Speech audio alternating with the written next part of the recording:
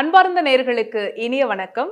ஜோதிடம் குறித்தான ஆழமான கருத்துக்களை மிகவும் சுவாரஸ்யமாகவும் ஆதிகால பரிகார முறைகளை நம்முடன் பகிர்ந்து கொள்வதற்காகவும் இணைந்திருக்கிறார் பாரம்பரிய திருவள்ளுவர் குலவம்ச ஜோதிடர் டாக்டர் சுப மாரிமுத்து ஐயா அவர்கள். அவரை நிகழ்ச்சிக்கு வரவேற்றலாம்.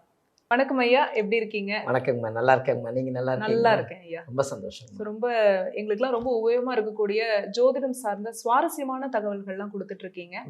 ரொம்ப ஆழமான தகவல்கள் ரொம்ப சுவாரஸ்யமா கொடுத்துட்டு இருக்கீங்க. ரொம்ப சந்தோஷமா. அந்த வகையில காலமா இந்த திருமண தடை அப்படிங்கிறது எல்லாருக்குமே ரொம்பவே சவாலான ஒரு காலகட்டமா இருக்கு.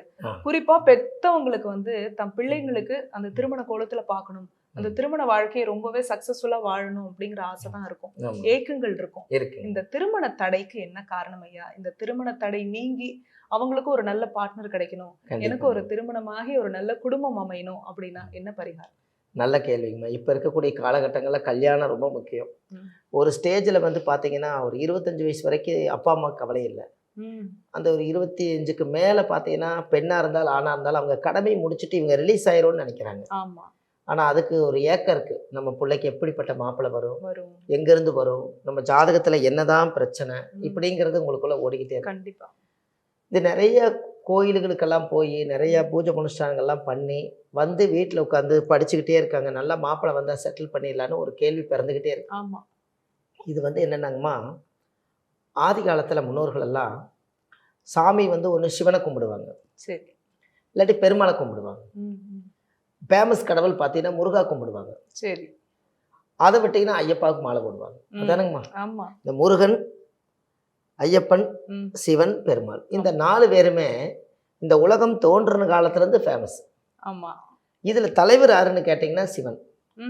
இந்த சிவன் சொத்து குலம் நாசம் அப்படின்னு முன்னோர்கள் அந்த காலத்தில் சொல்லுவாங்க. சிவன் சொத்து குலநாசம்.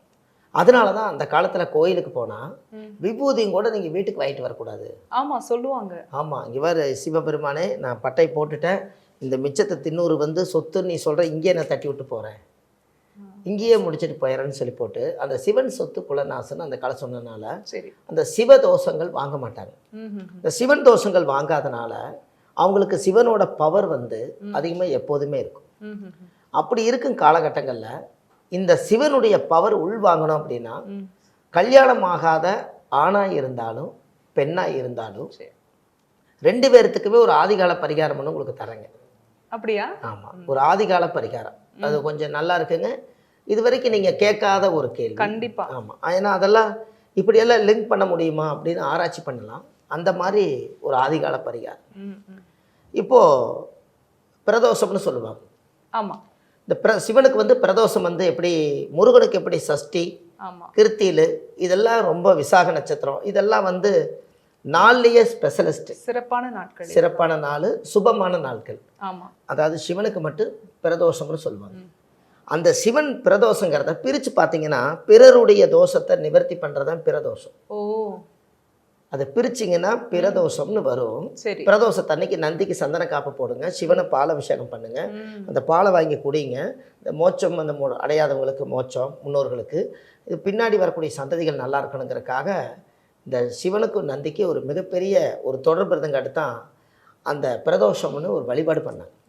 இப்போ கல்யாணம் ஆகாதவங்களுக்கு ஆதிகால பரிகாரம் முன்னோர்கள் என்ன சொல்கிறாங்கன்னா, நீங்கள் வில்வ மாலை இருக்கு இல்லைங்களா, வில்வ இலை பார்த்துருக்கீங்க? தெரியும். அந்த வில்வ இலையை பிரதோஷத்தன்னைக்கு நல்லா வீட்டில் தண்ணியில் அலசி நீங்கள் அதை கொண்டுட்டு போய் கல்யாணம் எனக்கு நடக்குன்னு சொல்லி உங்கள் 2 கையை வச்சு நல்லா ப்ரேயர் பண்ணி, எனக்கு சிவன் விட்டால் எனக்கு இந்த உலகத்தில் யாரும் இல்லை, அப்பாவுக்கு அடுத்தது தாய் தந்தைக்கு அடுத்தது மாதா பிதா குரு தெய்வம்னா மாதா பிதா 2 பேர் இருக்காங்க, குரு வழிகாட்டுறதுக்கு இருக்கா, தெய்வம்னு எடுத்துட்டா சிவன் தான்.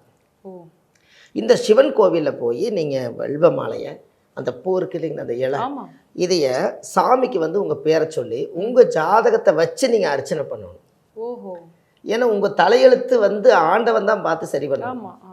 அப்போ இந்த நேராக போய் உங்களுடைய அந்த சிவன் கிட்ட கொண்டு போய் நீங்கள் அந்த இடத்த வச்சு நீங்கள் ஒரு அர்ச்சனை பண்ணணும். இந்த மாதிரி எனக்கு கல்யாணம் நடக்கணும்னு சொல்லி அர்ச்சனை பண்ணி, அந்த அர்ச்சனை பண்ண அந்த வில்வ இலை இருக்கும் இல்லைங்களா, அதை சிவன் கோயிலிருந்து பிரசாதமாக நம்ம அதை வாங்கிட்டு அதை ஒரு பசும்பாலில் இதை ஊற வச்சு ஒரு மணி நேரம் 2 மணி நேரம் ஊற வச்சு எப்போ வேணாலும் நீங்கள் அதை குளிச்சுக்கலாம். அப்படி குளிக்கும்போது அந்த சிவனுடைய பிரசாதத்தவே நீங்கள் உடலில் நீங்கள் பிரயோகம் பண்ணுறீங்க.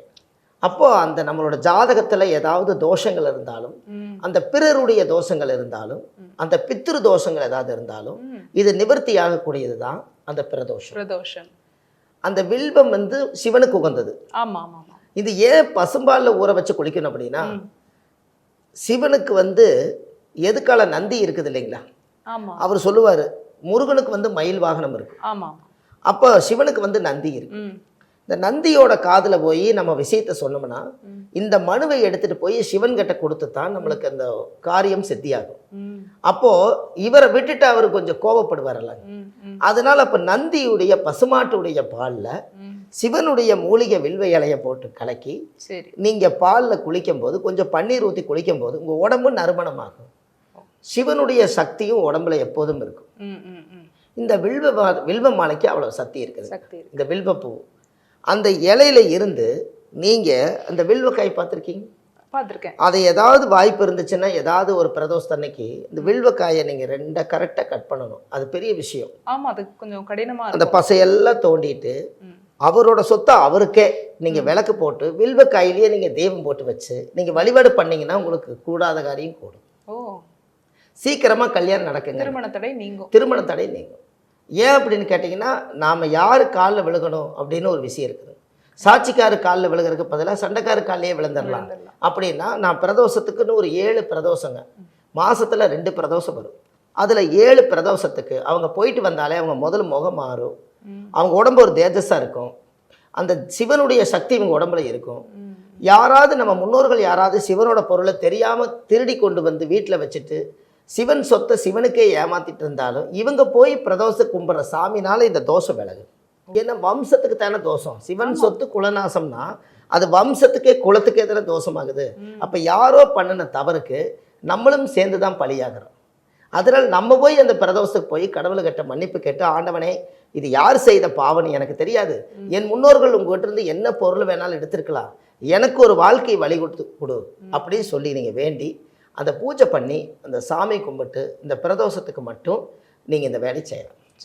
நந்தி காதில் போய் சொல்கிறதுங்கிறது அந்த காலத்தில் எதுக்காக அப்படி சொன்னாங்க அப்படின்னு கேட்டிங்கன்னா, அவர் நீங்கள் நந்தி காதில் போய் சொல்கிறது இப்போ எல்லாருமே காதில் போய் சொல்லிட்டு இருப்பாங்க. ஆனால் கருவறையில் எந்த சாமியும் தொட வேண்டாம்னு சொல்லியிருக்காங்க. இருந்தாலும் மக்கள் போய் எனக்கு பிரச்சனை தீர்த்து கொடுன்னு சொல்கிறாங்க. அதுக்கு நீங்கள் பசுமாடு வந்து தோட்டத்தில் வளர்த்துறாங்கல்லங்க, அவருக்கு முன்னாடியே போய் காதில் சொல்லிட்டு வர வேண்டியது தானே. பசுமாடு கிட்டே நேராக டைரெக்டாக உயிரோடு இருக்குது. அவர் நீங்கள் எதுக்கு வந்துக்கிறீன்னு அவருக்கு தெரியும், அவர் உங்களை பார்ப்பாரு.